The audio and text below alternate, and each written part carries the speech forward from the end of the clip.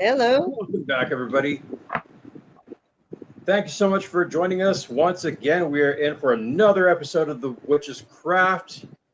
Tonight we are diving into the topic that kind of gets glossed over. If you guys go to any conventions, do any talks, any festivals, there's always that image, but we never fully get an explanation on that. So we figured, why not go ahead and talk about that today? We are talking about the witch's familiar. Now we get all the attention. We are the ones that always have that power. We're the ones casting the spells, but there's always that image of some kind of little assistant in the background, if you will. So once again, we're joined by Gwen, our lovely leader on this, and we also have our garage goblin working on the stuff in the background. So, Gwen, what have you got going on? Well, we are going to talk about obviously the consciousness of what a familiar is. We're going to talk a little bit about the stone of the week. We're not going to talk about closet issues. You can follow me on Facebook for that. And we're going to talk about attracting a familiar and how that's done. By the way, in case you guys are wondering what one looks like, here's one right here. Aww. This is Eternity. A very cute one. She's a very annoyed one right now, because I do actually picked her up from around. So, yes, this is actually a familiar. We'll get into the difference between the familiars and pets because that's not always the case. So, okay, yes, hi, you're very vocal. She has told you off. Put me down, or I'm leaving. I am not magical right now. I'm not going to be on camera. We're not talking about this now. Yeah. All right. So, let's start off by discussing like what a familiar is and where that actually comes from. Actually, we're going to do that a little backwards. So let's see where the idea of this came from. Now, you always see them. We'll talk about the most famous ones in a bit. But so getting right into the origins of this idea, the witches' familiars, they've been in the Western consciousness since they became a popular idea in the 16th and 17th century, particularly in Europe. Now, this was at the height of the witch persecution in Northern Europe. So, in particular, we can discuss the Pendle witch trials, which were in 1612. So, you have these people. It's particularly in very small, like isolated communities that were on edge. You had so many things going wrong. You could have had like a plague. You could have had a shortage of crops. You could have had just any little thing happening, and so people were on edge. They were slighted lover. They were suspicious. Mm-hmm. And they were always on the lookout for anything that was really bizarre, really out of the ordinary. So the idea of the familiar, the witch's familiar, trickled into Britain from the rest of Europe at this time. And when it got there, it just really blew up. So in the official records of the trial, like I said, of the Pendle witches, eyewitnesses came forward to say that they had seen the accused consorting with shape-shifting animals. These spectral beasts, as I call them, they had deceptively, cute names. They like Tib, they were bald, they were fluffy, all sorts of like little funny names, right? So, but it was believed that they would whisper, according to these people, the devil's wishes in the ears of these witches, these servants, and told them who to curse, who to kill next. And it seems like, as on cue, I've got the little demon right now clawing at the mattress, which is not okay. So, She's um, telling you, so, kill the podcast, kill the podcast. I'm kidding.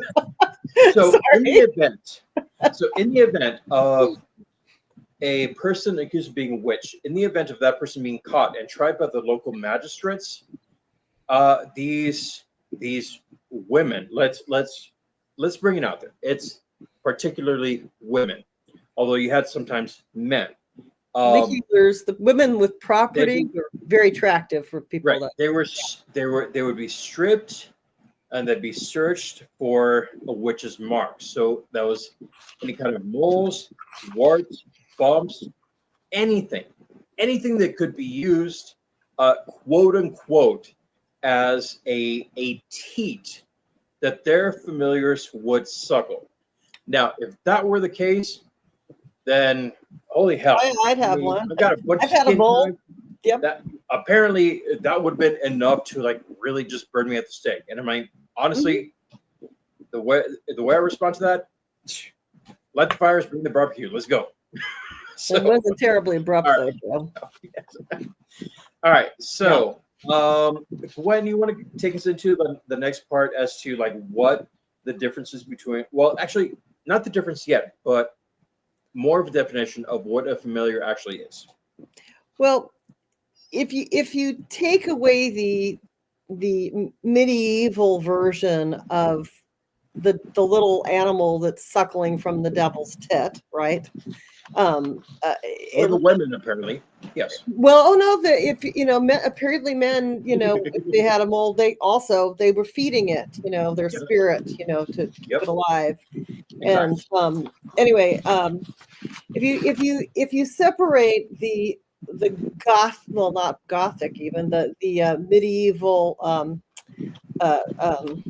Definition.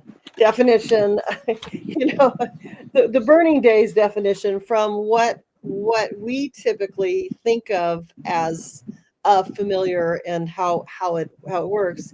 What you will find is that a familiar is sort of a spiritual companion. Usually it's an animal that provides guidance and support and companionship while you're on a spiritual path. In other words, you go to it for that like a vibe that you get off of them. They're not simply pets. They're sort of a part of your spiritual practice, and by being with them and being close to them, you will probably feel that you have insight and assistance. And not all witches have familiars, and not all familiars are animals. And that kind of, yeah. You want to tackle that part? Yeah, that's kind of a thing that I've come across in discussions with other witches. It's like, oh, you have a familiar. That's great. I've been trying to get one, but I don't feel any connection to it. So there are witches with them. So I mean, I probably had a lot of pets, and I think I've maybe Yep. had two that were probably pretty close to familiars. But over the years, I've had a lot of animals. yeah, I mean, same here with my dad working with a humane society. Holy hell, did we have animals? So Yeah. yeah. So And one thing I want to say too, in with sure. that, some people are under the misguided thought that you can force your consciousness into the old school version. You're going to see through the eyes of a cat, running through the field, and you'll see through their eyes, that kind of familiar thing. That is, again, the medieval definition of that. I have yet to see a cat that wants to be merged like that with, Oh yeah, no, absolutely. I don't recommend you try it. They're not going to respond well. No, they're not. They're not. Usually, I've got a story on that, but usually, yeah, they're not going to respond. You might And have a we're dream going with to talk about that. Yeah. We're going to talk about how to actually attract the familiar. But there's also the convoluted expectation and definition of what happens when you have like spirit animals, power animals, and familiars. Can they be the Um, same? Possibly. yeah. Are they different? Generally, yes. So uh, So if you let's want me let's go to, to the spirit animals. yep. Let's go to the spirit Um, animals. What so Gwen, you want to tell us? So spirit animals are beings with energies or consciousness that interact with the physical world, and they're also believed to guide animals. I mean, to guide individuals. They can guide animals too through different phases of life. And you get a connection with the spirit animals. It's usually personal, and it can change based on your life path. Um, for example, if you're going through a phase of transformation, you might find yourself drawn to the butterfly. It'll symbolize transformation and rebirth. Also, maybe the dragonfly. That's another one that's kind of transformation. If you're in the process of a major life change, you might find that they're associated with good luck or prosperity, or be seen as messengers from the spirit world. And in magical traditions, dragonflies can be used to encourage personal growth and self-discovery. And you might have hummingbirds fly inside. I've had a couple of those. Mhm. We've Yeah. talked about that symbol. There's there's actually a deck called the medicine cards that has a couple of different decks that talk about what those symbols are. They're pretty good. The medicine cards with is it Jamie Sams, I think it is. That's a real good solid deck that has the spirit animals. You'll find that you can look these things up. Like if you keep seeing a dragonfly, or you keep seeing a Mhm. hummingbird, or you keep seeing butterflies everywhere you go, those are the messengers, and that's more of a spirit animal. A spirit animal does not necessarily live in your house. It's something that, like, everywhere I go, I see crows. Well, they might be Mhm. kind of. I see a lot of crows, and I feel like there are a lot of crows in Santa Cruz County, but I see a lot of crows, and I feel like I have a connection with crows. Not always, but I do. Of course, in my house, I see a lot of parrots, but that's beside the point. But yeah, Yeah. So, and I mean, there's, and it's funny because like looking into like everything for this particular discussion, there's different subcategories. It's like, okay, you want to have the familiar, but that can be different from your spirit animal. That's also different from your power animal.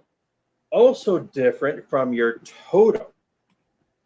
And where this becomes convoluted is where people can accept that there's one particular kind of animal, and they might misconstrue that. Like, okay, oh, this is my power animal. This is my protector. Oh, this must be my spirit animal. Not always the case. So, um, I, I know it seems like it's kind of choppy, but I promise you guys, it all kind of connects because at the end of this, you'll have a better understanding of which animal falls under which category and which ones you can actually connect with on different levels. So, in speaking about power animals, these are the ones that are your protectors and your guides. So, these are similar to spirit animals, but these are actually more permanent. So these are the guides and the protectors that are with an individual for life. Uh, these are tied to spiritual energies, and often they represent qualities that a person either has or needs to develop. So, for example, if somebody has an owl as a power animal, not a spirit, not necessarily spirit, but a power animal, they may possess or need to develop qualities such as awareness, hmm wisdom, and intuition. The owl sees everything. Mm-hmm. If you look at an owl, if you look at the characteristics of an owl, they have that ability to turn their heads every direction. Oh So yeah, it's that that is a symbol pretty. of awareness. Yeah, that So neck rotation is that really could be interesting. that could be yeah, that could be a possible point of focus. So you want to gain wisdom from this side over here, but also right behind you, there's something else going on. So an owl can turn its head all the way around. I mean, it's As yeah, it's a, as a its power animal, rotation is literally, you know, 360, yeah, 360 very, degrees. very Yeah, good movement. yeah. So uh, that can tell you how much you need to focus on awareness, on intuition. Maybe you need to follow that. Um, and honestly, even if it's not that deep a connection, even if it's subtle, when you're seeing an owl flying from left to right, this can happen at night. This can happen anywhere. That kind of tells you that there's something in your present or in the near future that you need to focus on. So that can be a power animal, an owl. Mhm. Now, once again, these are different from the totems. Now, that gets tossed around a bit. The totems, people say, oh, yes, this animal is my totem. Okay, totem animals are more of a symbol of unity. Mhm. So, whereas power animals are telling you where you need to focus, the power animals, uh, the totems are the ones that tell you where your group is, rather where you belong as people. So, totem animals, they're emblems representing a group of people, and usually that could be like a family, a clan, a tribe. These are associated with the group's ancestry, um, and they're believed to watch over and protect the members of the group. You have Native American tribes. They have a rich history of totem animals. That's why you see these. You don't see them very often, but you do see the totem poles with different animals stacked on top of that. Those are different families that are represented. Uh, for example, you can have an elephant. You don't see that, but it's possible. That's Probably not considered going to a see it in mammal, America, but you never know. right? That the elephant, for example, represents wisdom, strength, and unity or harmony, or not harmony, harmony. I'm sorry. So, if you look at the way that elephants travel, they travel in sync, one behind another. So that is in harmony. So that is the difference between spirit animals, the power animals, and the totem animals. And that's a lot of thing. That's a thing that a lot of people kind of get mixed up. So now we want to go a little bit deeper into the differences. So what have you got for us on that? Well, understanding the differences, it's obviously subtle. So you're looking, spirit totem and power animals are sort of, it's sort of a essential that you kind of understand what the deepening connection is to set, to nature and to center your spirituality. So a transient animal, one of the key differences lies in their transient nature. Like for instance, a spirit animal can come and go. It can offer specific messages or guidance or particular phases of life. They may appear in dreams, um, or in real life during times of need, significant change, On the other hand, totem and power animals are a little more permanent features in your world. So a totem animal is an emblem that's going to, like you said, represent a group of people, family, clan, tribe, or nation, which is, by the way, the concentric circles, family, clan, tribe, and nation. Just a thought. And those are passed down through generations. Power animal is a spiritual guide, um, and it stays with you all through your life. Um, so, so you're really looking at a kind of a which ones do which. Like, Mhm. you wake up and you're dreaming about animals, that could be a messenger. If you're seeing birds consistently for a while, messenger. If, on the other hand, you consistently dream about lions or becoming a lion, or that's power animals becoming a lion. I actually had that dream once, Hmm. shapeshifted into a lion. So I knew that was my power animal for a long time. And my spirit animals could be anything, including hummingbirds, because I've had plenty of experiences with hummingbirds and or crows. So, and I'm not sure what my totem is. Might be a bear. I seem to have a lot of bears around also. Things like that. So, some differences, subtle differences. And you And you you're going to talk about the messages too. That yeah, I talk was about gonna that. say, so the message is what's really important when it comes to these animals. So while all three of these like types, while they provide guidance, the nature of their messages, it varies. So spirit animals often bring like specific messages or insights related to the immediate challenge or situations. So, and I'm sorry, my I familiar absolutely viewers, can hear your little baby. yeah, she's pitching a fit. So She knows you're talking sorry, about her. I'm sorry about that. Yes.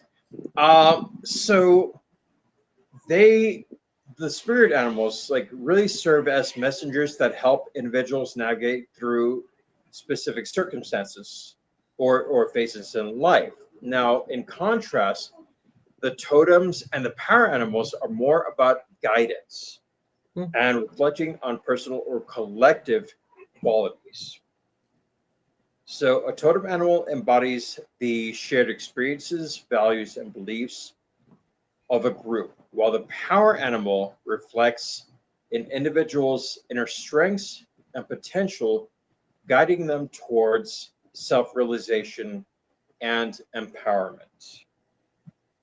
So there's quite the difference right there. So And we could look a little more at the personal versus collective.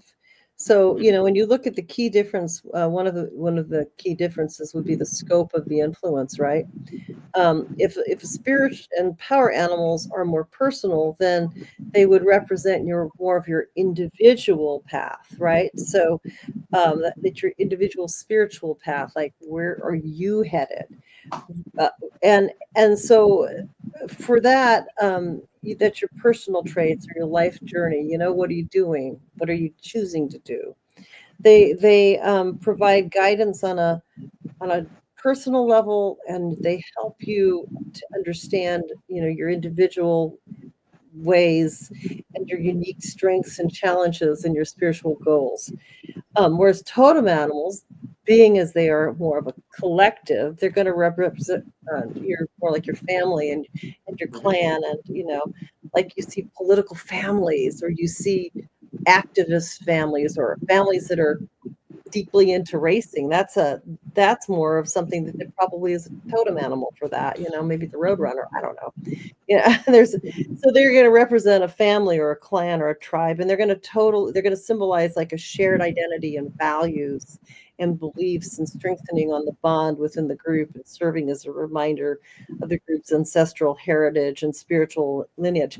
And I want to say, when you look at totem animals, adding in, that's kind of like the eagle, for the United States, California bear flag. That's a totem for sure because you're looking at a Right. certain tenacity.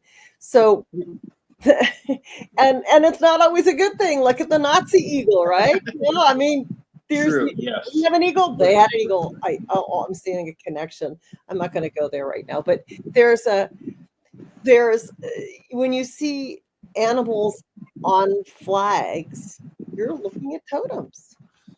Right. And you've got the aspects of it. You've got spiritual animals, you've got totem animals and power animals. So transient animals are going to come and go. Totem animals are going to be permanent fixtures representing groups, Hmm. i.e. eagle, bear. Permanent fixtures representing your individual lifelong thing. Like, what do you like to have around you? Like, I like cats. So, they're kind of like, that's the lion and the cat thing. That's kind of my power animal. I'm kind of feline. Messages and guidance. Spirit animals are going to bring specific messages and insights. Totem animals are going to be more like a collective guidance, right? Rehashing this again. And then that's the quality of the group. Providing guidance and qualities of your personal stuff, that's your power animal. It's pretty interesting too because when you look at personal versus collective, personal is representing an individual spiritual path. The collective is representing a shared identity, right? So when it comes to the power animals and the totem animals, you've got the power animal again is a personal thing.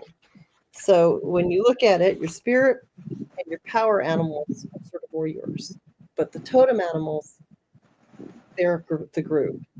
And you'll see that in racing, you see it on businesses.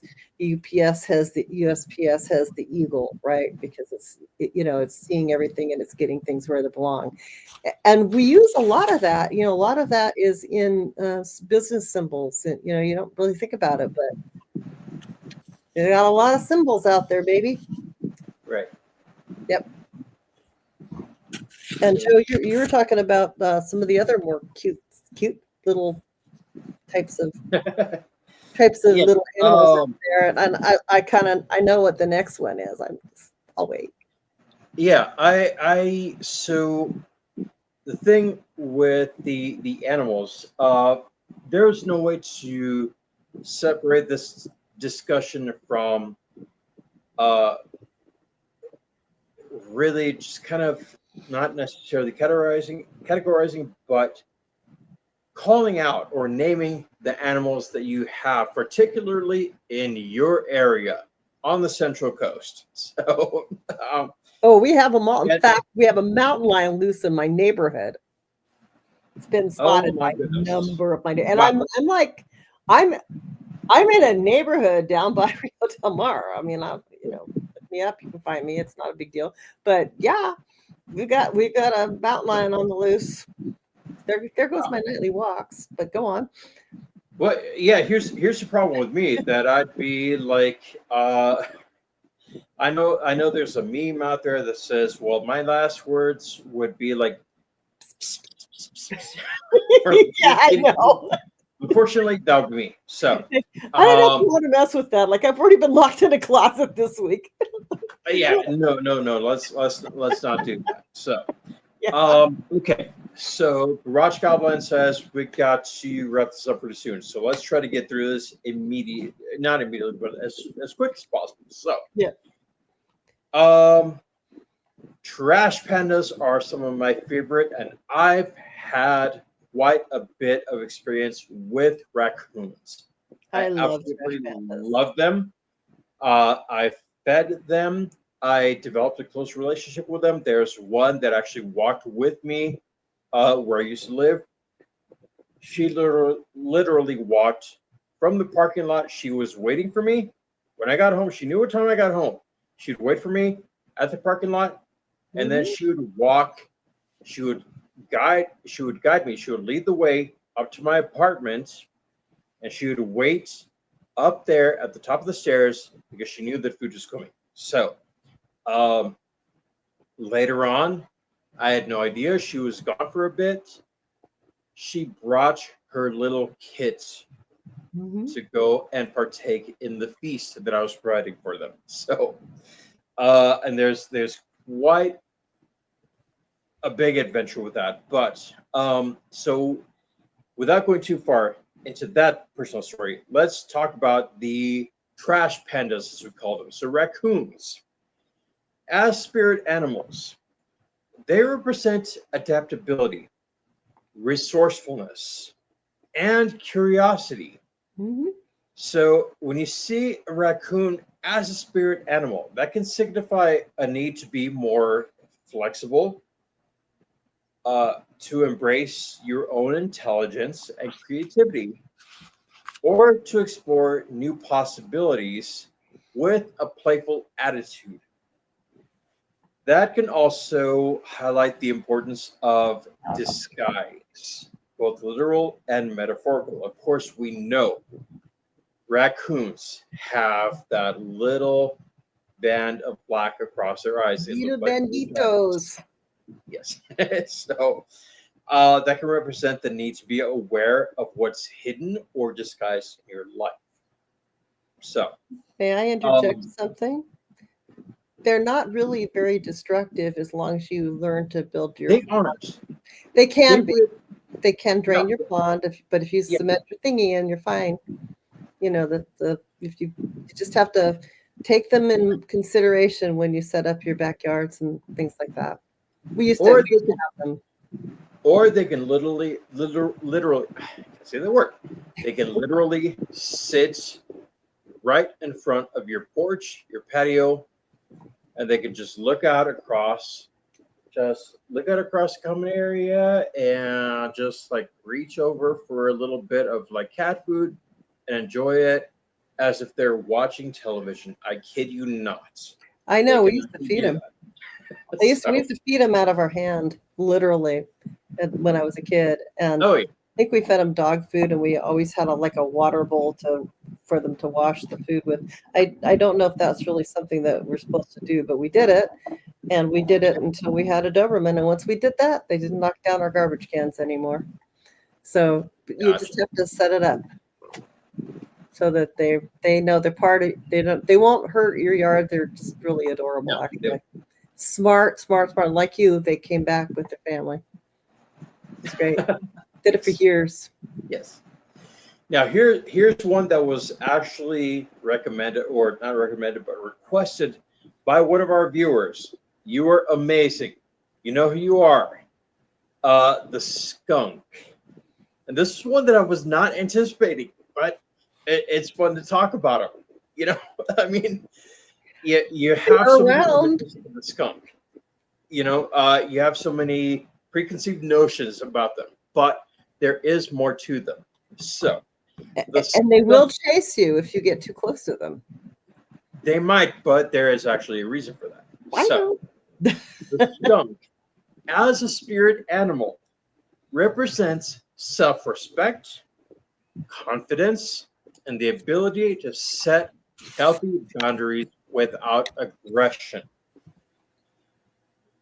That animal teaches individuals to stand in their power with quiet strength and authenticity, even when facing potential judgment. So they can face bigger animals, they'll stand their ground.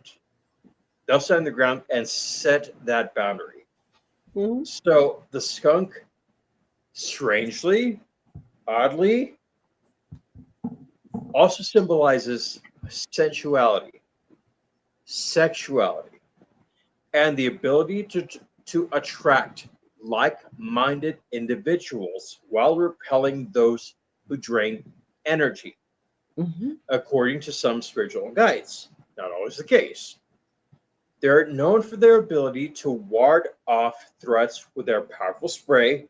And if you've never smelled that, count yourself really, really fortunate because that really, really, oh my God, Some I cannot. people like the smell, and it's used to set a Well, lot of really good perfumes too. It's yeah, yeah, but I some people don't mind the smell, which I mind the smell, and I well, have been chased by a skunk and not sprayed. What I'm here's the thing with that. Here's the thing with that. That can often be interpreted as a symbol of setting clear boundaries Mhm. and defending oneself when necessary. But also think of it as like attracts like. Mhm. So you have a particular vibe. You're attracting those people in. So you want a bigger chosen family. Mhm. You're attracting those people in. Those that cannot stand your vibe, they're gone. So the skunk, surprisingly, is a very, very good animal for that. So I was surprised when I was learning about this. Uh, and thank you to our beloved follower who actually suggested this. That this was amazing. I loved it. So thank you. Now we also are going to talk about one which we've already seen today. Gwen, tell us more about the cat. Well, anyone who knows me knows I'm a little bit of a crazy cat lady, but just a little bit. We wouldn't be friends if you weren't. So It's true. I love dogs and I have some parrots, but I still like cats. I probably, that's a thing. And cat spirit symbolizes independence. And people sometimes don't like cats because they're so independent that they really don't necessarily do what you want them to do. So they're independent, they're curious, and they have very good wisdom and intuition. There's sort of they have that luminous glowing eyes, and so there's sort of this weird little connection to the unknown. They embody a balance between the domestic and the wild. Like if you leave a cat out 2 generations, they're back to being feral. It's a thing. But if you adopt one as a baby, they'll be right in there with you. Even jaguars can be pets. I wouldn't necessarily. I don't want to try to feed one because it's too big. But they're very graceful. They're so agile. Most of them. I have met some clumsy ones, but their agility is kind of something that when you're looking at it as a symbol, it sort of shows you the ability to kind of navigate your life's challenges with agility. The cat teaches you self-reliance, and to trust in your intuition and an appreciation for the sensual side of life, while reminding you, that you can find moments of rest and relaxation among, the adventure and self-discovery. And don't corner a cat; they will get out of, they'll get out of whatever they can get out of. They'll Oh yeah, yeah. pick locks. If they're I, like me, they'll drill out of doors. I keep mentioning this. I may explain it later. Anyway, cats are known for their independent nature. They will encourage you to trust your own capabilities, to make your own choices, and not to necessarily follow the crowd. Cats do have clouders and they will like hang out together, but they're not pack animals. Dogs are pack animals. They'll hang out together. But cats, not so much. They have to really like each other to hang out together, and then they're God, don't get too close. Um, they inspire a spirit of adventurous and curiosity, and they want you to kind of. They obviously the energy is to explore the unknown internally and externally, and so they're balanced between opposites, wild and tame, action and rest, light and dark, and it's a it's sort of they sleep a lot during the day, but when they're active, they're really active.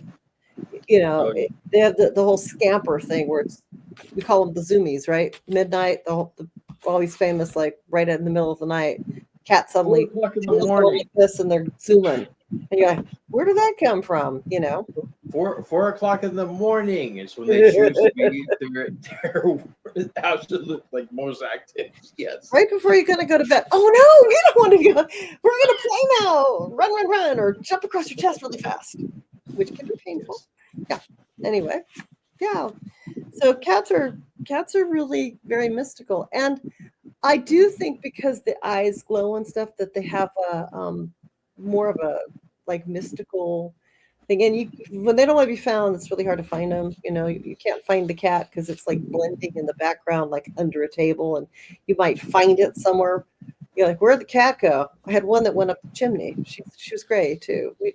Anyway, I got her, but yeah, cats are they're different.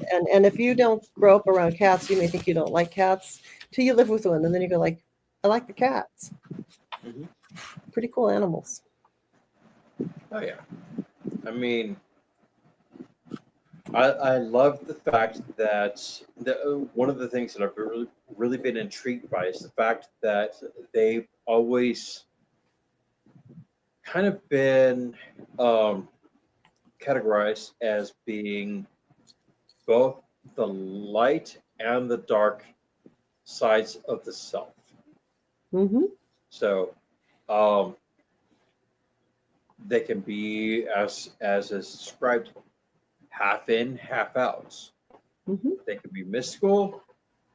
They can be idiots sometimes, but there's always something about them. There's always something mysterious about them. So, Oh, and they're um, smart. oh yeah, they are super smart. Yep. Um, And the not so smart ones are kind of smart. oh yeah, absolutely. So, next, let's go from claws to the actual feather parts. One participant animal that I absolutely loved being involved with was the seagull. And you see them all the time around, around the coast, especially if you lived on the coast. The seagulls. Seagulls, believe it or not, they're not just a nuisance. They do have a purpose. They do have some abilities as spirit animals.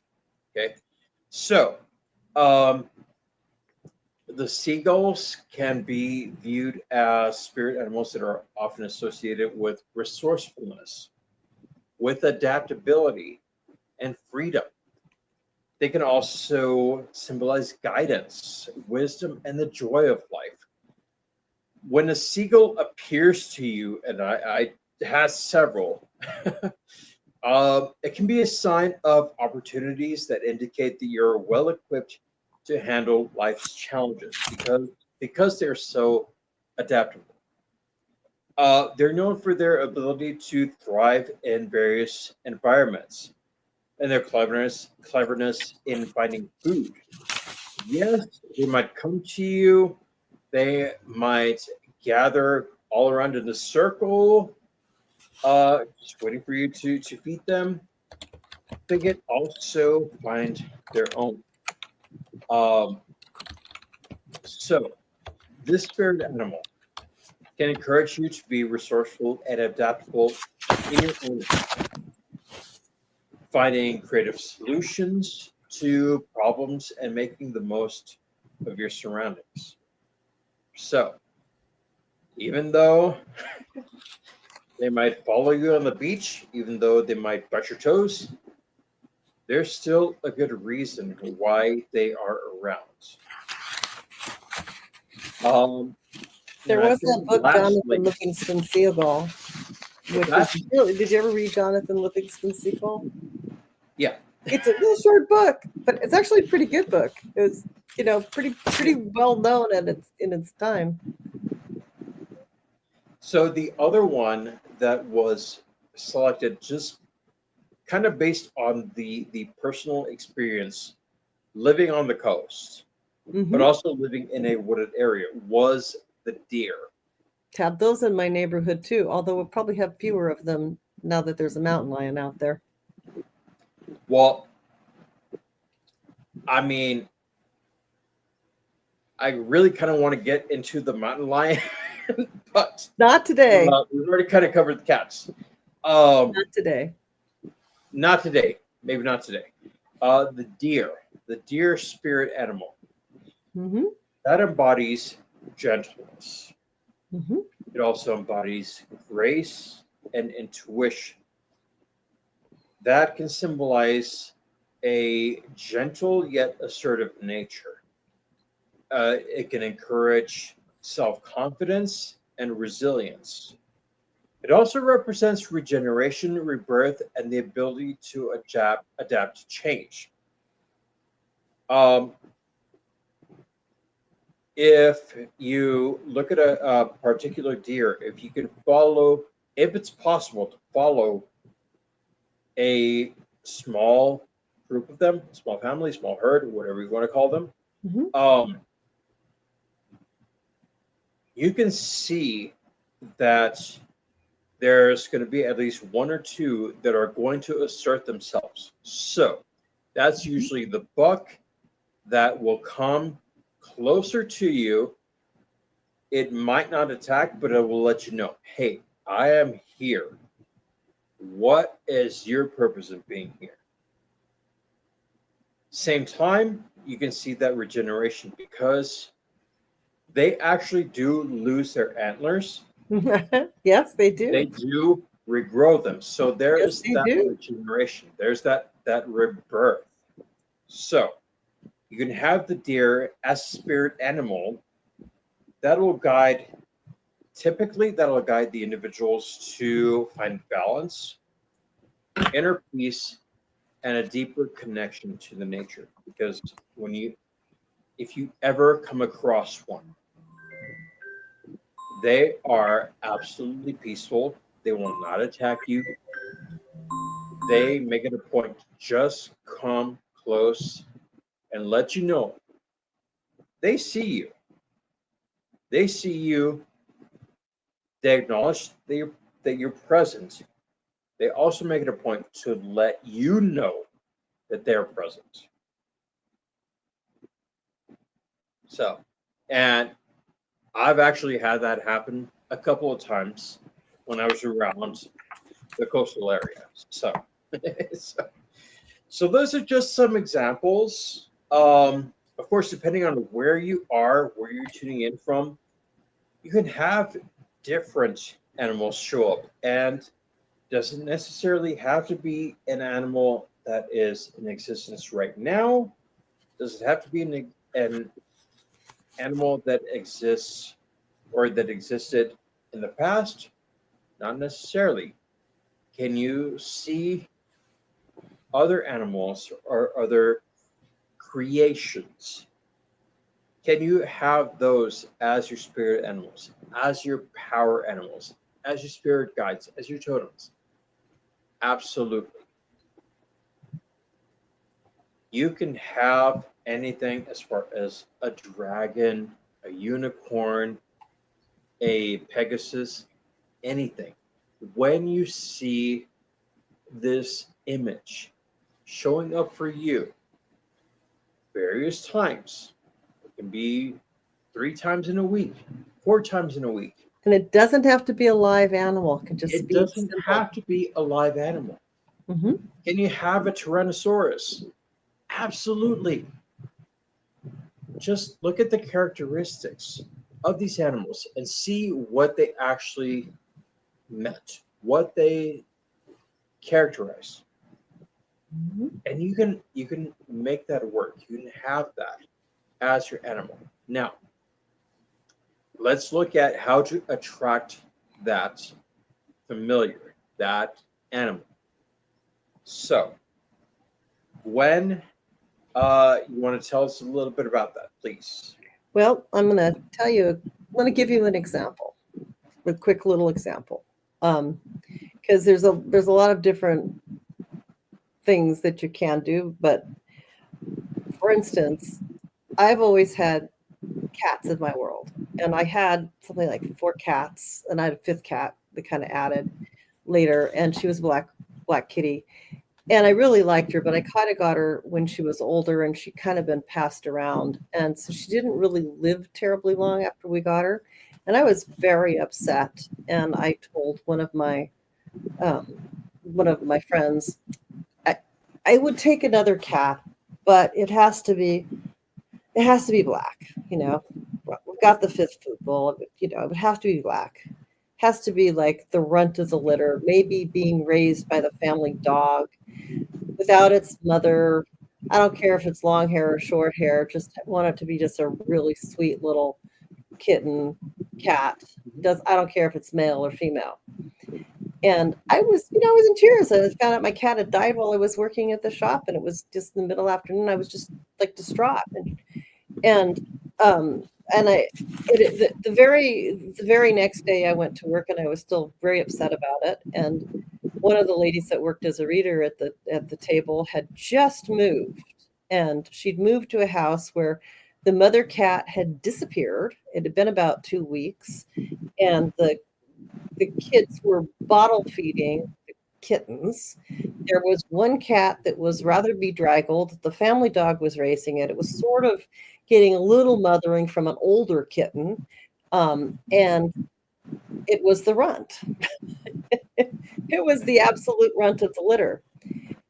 And she said, "I think I have the cat for you." Oh yeah, and it was black. And what's interesting about that is I thought he would be everybody's, cat, but this cat is really my cat. He's my pillow cat. He knows when I go to bed, he comes and he joins me. And and of all the cats I've had for a long time, this little space was available, but he's so calm. I'll put my hand like this, and he's on my hand, and we're asleep in 5-10 minutes because he's there. When he's not there, it takes me longer to get to sleep. He's just this enormous comfort, and he is my familiar. By definition, that's the calm. If I need to decompress, I'll go and we'll just be together, and so close. And he really doesn't like anybody else. I mean, he's okay. He's not rude, but he doesn't want to be in the room with you, So and yet when we first came home, he was good. He was okay with Tom, but he absolutely is like, no, you're my cat. That is how I acquired probably the cat that is my familiar, which is Midnight.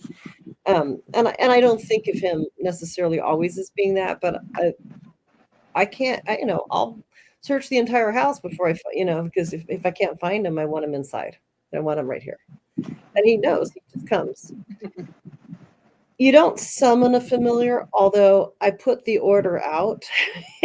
If this cat comes to me, that's fine. And I didn't think that the cat would be in all literally tick off 5 boxes. Literally, that's what happened. No mom, was the runt, so on. It's like I said, this is what I would have in a cat.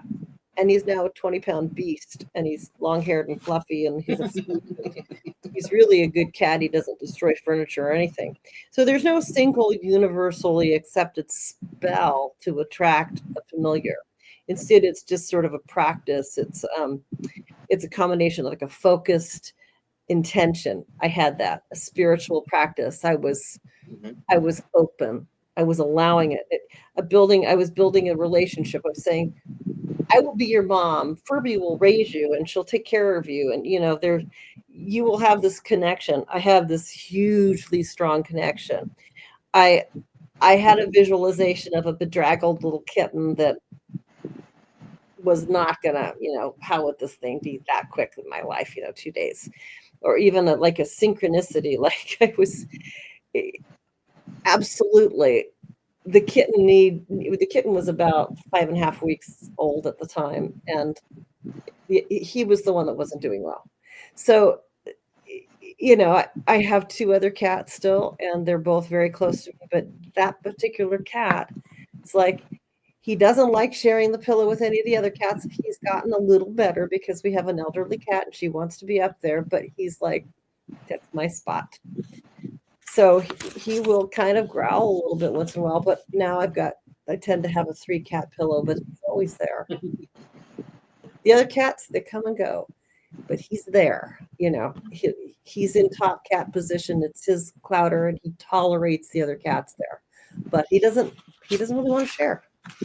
That is by definition, Joe. You're shaking your head. You know it.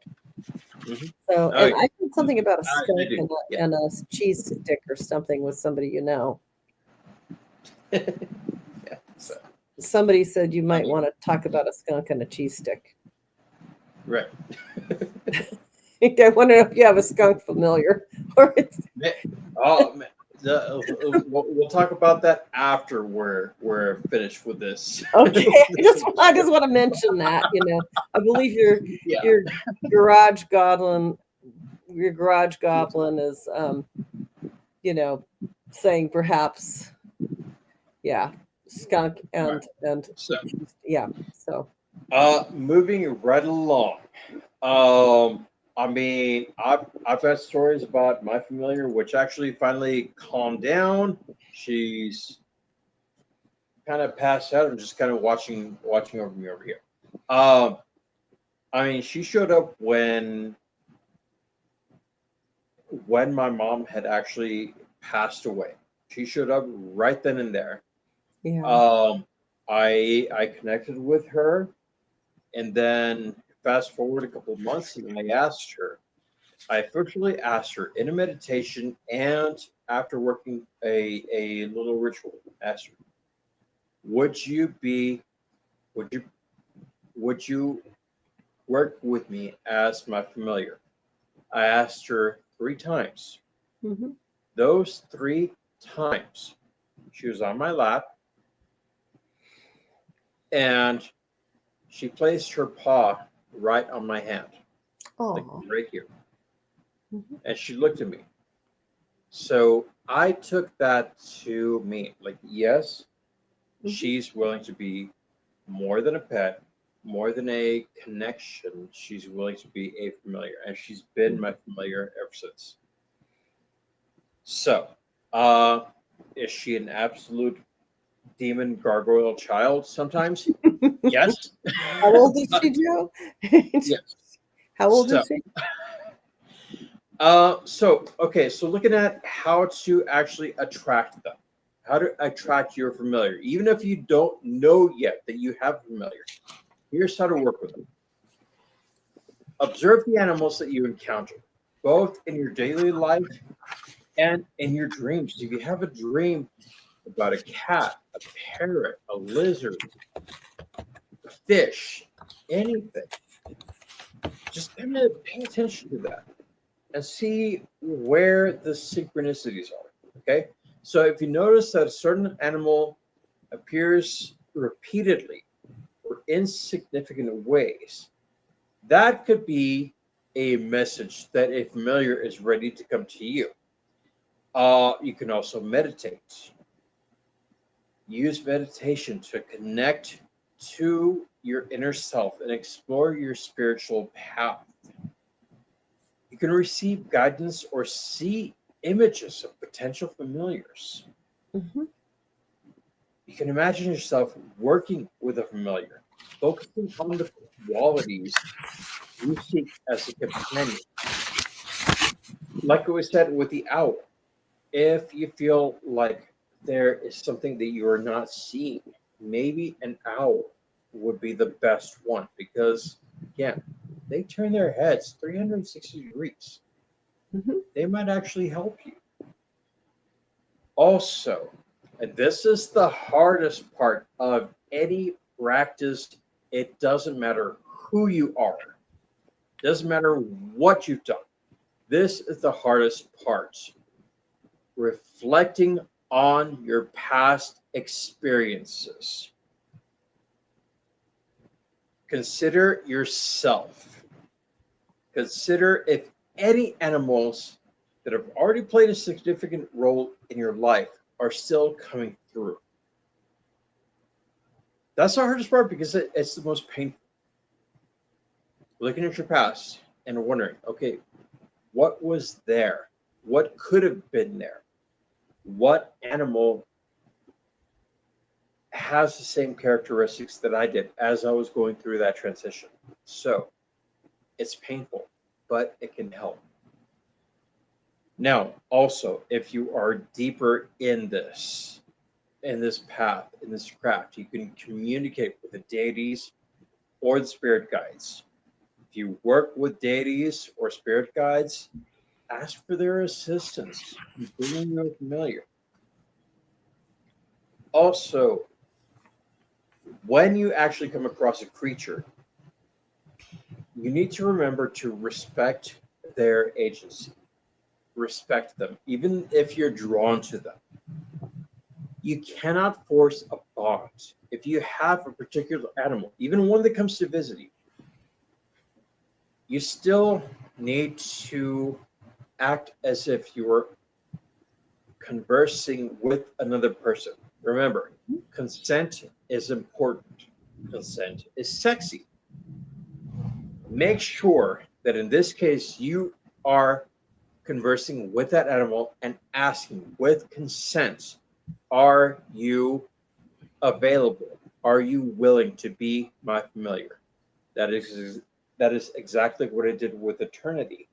She was already in my space. She was already just involved, but I needed to ask her still, are you willing to be my familiar? And she gave her response. So, spend time with the animal. You find an animal that you feel drawn to, spend time with it and observe its behavior and see if you have a real connection that develops.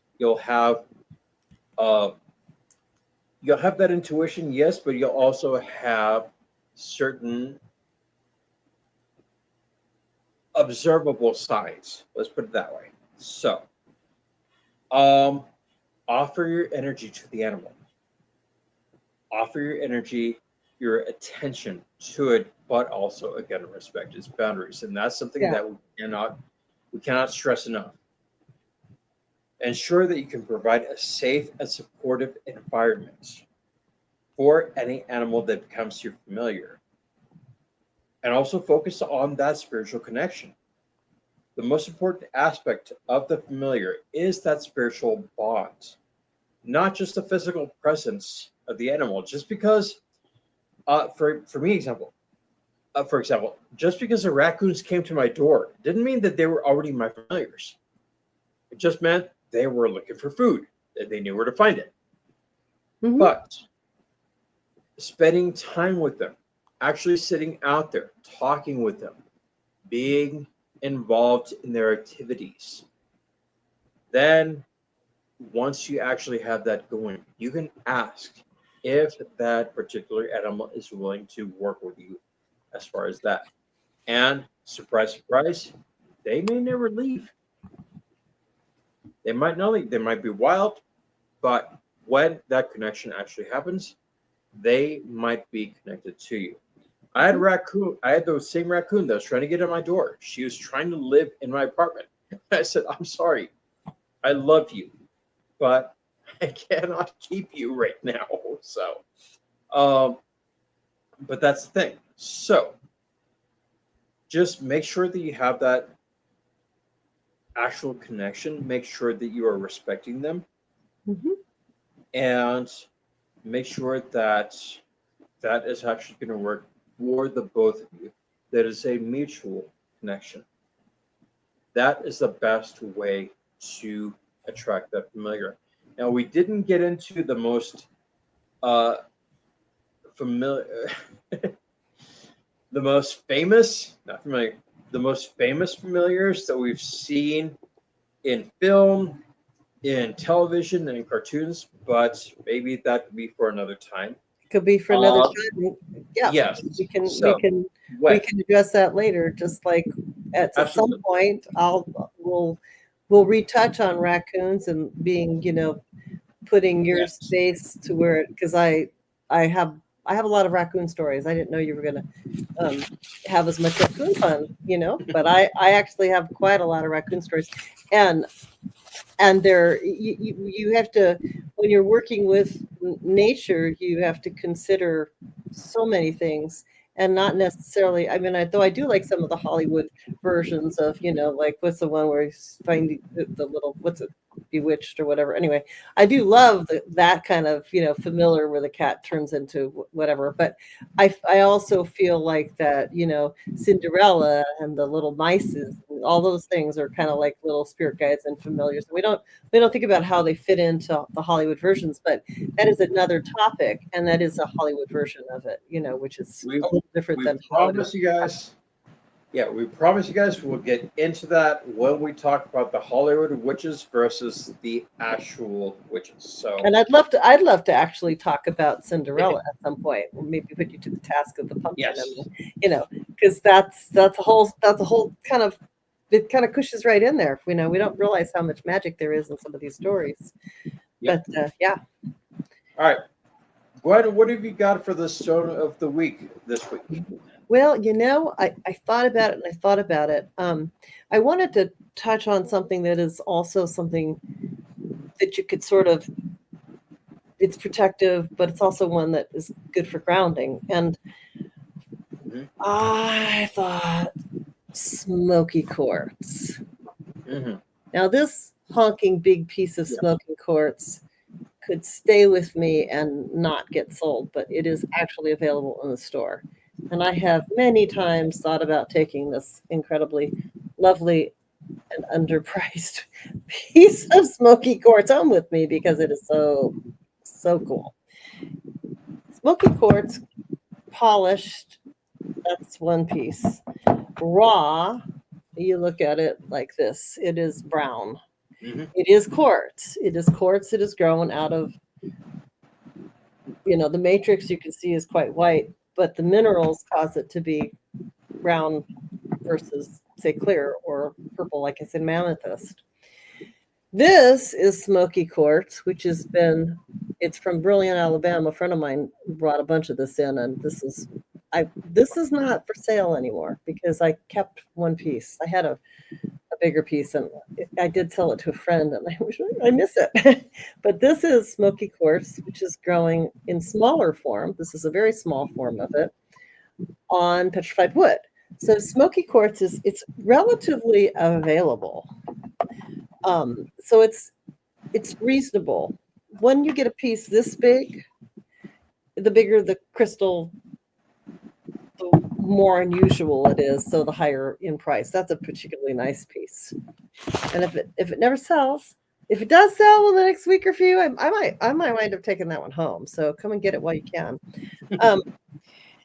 It's a grounding stone. It's brown. It's earthy. It's known to dispel negativity, to promote emotional healing, and enhance clarity. It's associated with the root chakra, brown, right? Earthy, helping individuals feel more stable and connected to the earth. It absorbs and neutralizes negativity. It acts as an energetic shield against psychic attacks and emotional stresses. It's also used in various spiritual practices for its protective qualities and ability to facilitate and manifest work. Additionally, it's valued for its grounding and protective properties, making it popular for people who need balance and emotional resilience.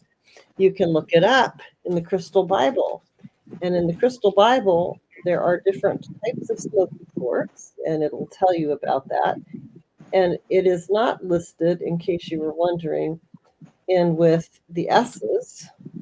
It is listed under quartz. So you go to the section where the quartz is, and you look up quartz, and it will tell you about the same thing: grounding, anchoring, raising vibrations. It's good for healing for abdominal problems and hips and legs. The base chakra energy, and you can find it in this book, which we probably have a copy of. It's not hard to obtain. When it comes to your familiars, you can use smoky quartz to foster a stable and safe bond. It can help to ease anxiety and promote confidence. It's especially good for nervous or anxious animals, again, because when you're nervous and you're anxious, you're fluttery and you need to ground. Now, I don't know if I would use smoky quartz for my parrots. I would think of this as more of an earth energy. I would probably use something more like moonstone, which is another um, good sort of stone to use if you're, working to make a connection better. But this week we're talking about smoky quartz. And let me tell you something. If you like to have a good grounder energy that's just overall kind of pleasant, and it's not brilliant red or something. It's smoky quartz is good, and it's also real pretty. This one I love because I don't know if you can see, but it has all these little fractures in it, and they make little rainbows, and you can kind of see them a little bit, like some of this little in here. But those are called occlusions, and this one has some pretty cool patterns in it. When you have some of these will have like a little face or like a smaller crystal inside. This almost has phantoms. It doesn't, and those are called phantoms. It doesn't quite, but it almost has a phantom face. So it's pretty cool. And that's what, and I think in the right at the comments on the Facebook page, we do have it in sale. If you go to applevisions.products.com, you can look it up. We have quite a little bit of smoky quartz. So if you type in smoky quartz on my page, you can find on our website, you can find various different forms of smoky quartz. Yeah, just one of the many, many things you guys can find at Avalon Visions. So, once again, as we always say, if you guys haven't been able to check out the website yet, absolutely go there, check them out. Gwen has a whole bunch of wonderful, wonderful things, wonderful tools, Yeah. crystals, tarot. She's even got a little clothing line on there. Oh, yeah, It's just really, really awesome stuff. I So, like the oil line um, though. That oil line's pretty cool. oh yeah, I mean, that's our absolutely. exclusive line. Nobody else has it. Oh yeah. So if you guys haven't been there, absolutely just go down there. If you're in the neighborhood, if you're in the city, please make sure that you can actually go down there, check out Avalon Visions. You're going to find what you need. So I think that's going to do it for this week, Gwen. And we love you guys. We once again ask that you can give us a like, give us, if you're checking us out on YouTube, that'd be awesome. If you're checking us out on the Avalon Visions website, also great. Let us know what you guys want us to talk about as far as, a topic. If you think that there's something that we missed, something we got wrong, we absolutely Yep. welcome every comment, every suggestion. Uh, we actually took a suggestion tonight, so I will call him out by name. Thank you, Scott. Thank you, Scott, for suggesting some of those familiars that we talked about. You are amazing. You're an amazing individual. So, yeah, keep it coming. If you guys want us to talk about a particular category, a characteristic of the craft, let us know.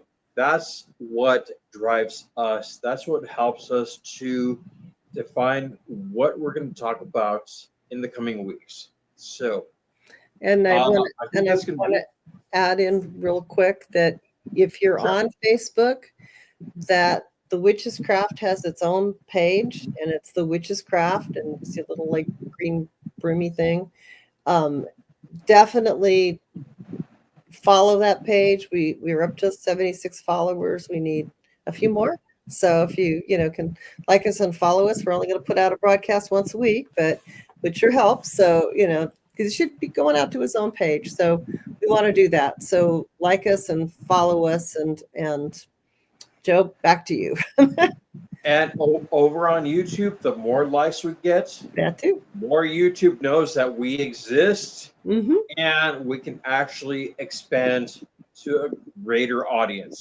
So if you guys see us on YouTube, go ahead and hit that like and subscribe. And again, drop us a Hmm. comment. Let us know what you guys want us to cover. We're here for you guys. We love you guys. And we will see you again next week. Take it out. Talk to you later, all. Ciao. Thank you guys. Thank you again.